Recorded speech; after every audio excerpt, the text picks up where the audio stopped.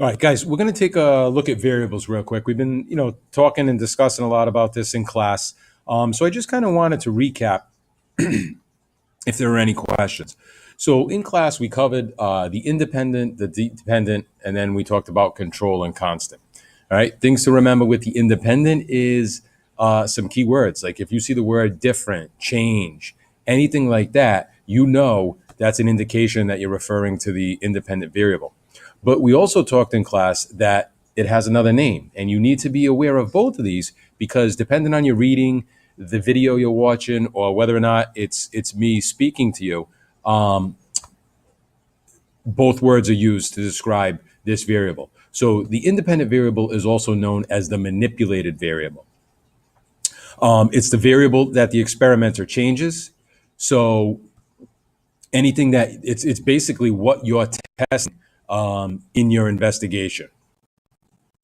And I'll give you an example.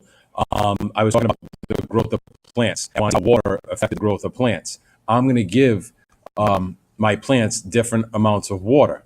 By doing that, I've changed something. I've changed a variable, and that's my independent variable. The independent also has an effect on the dependent. The independent can act on its own, but the dependent variable is not going to change without the independent. Something has to cause that change to happen. So go back to the example that I just mentioned about how water affects the growth of plants. How am I going to know if water affects the growth of plants? I'm going to look at their height. I'm going to look at their mass. Those are examples of dependent variables.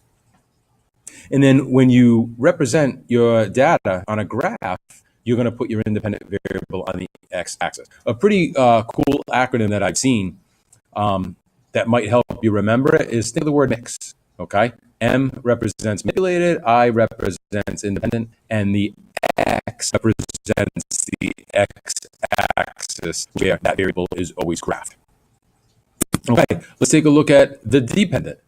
We said that it also has another name. We refer to the dependent variable as the responding variable. As I mentioned a few seconds ago, the dependent variable relies on the independent.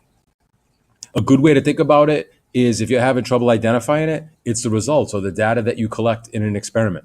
So if I wanted to see, how somebody's running speed affects the distance they run,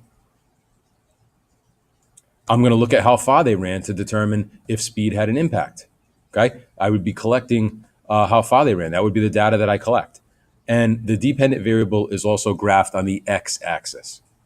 Another acronym. All right, if you think of the word dry, you have D represents dependent variable, R represents the responding variable, and Y represents the y-axis. Okay, let's take a look at the control or constant. It does essentially mean the same thing, but sometimes this can get a little tricky because in your experiments, you can have a control group or an experimental group. At the same time, you can have other variables that remain constant throughout your investigation or your test. So some people tend to get these mixed up a little bit.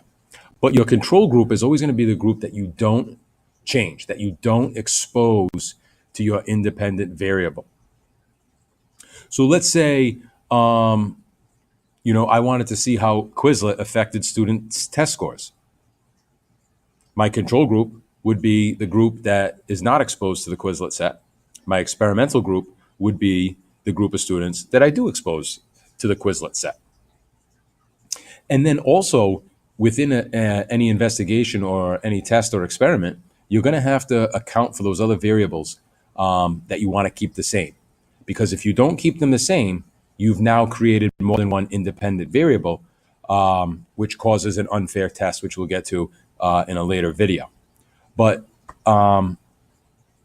you have to be aware of other variables and keep them the same so you don't run into the problem of creating an unfair test, which again will cause for invalid results in your investigation.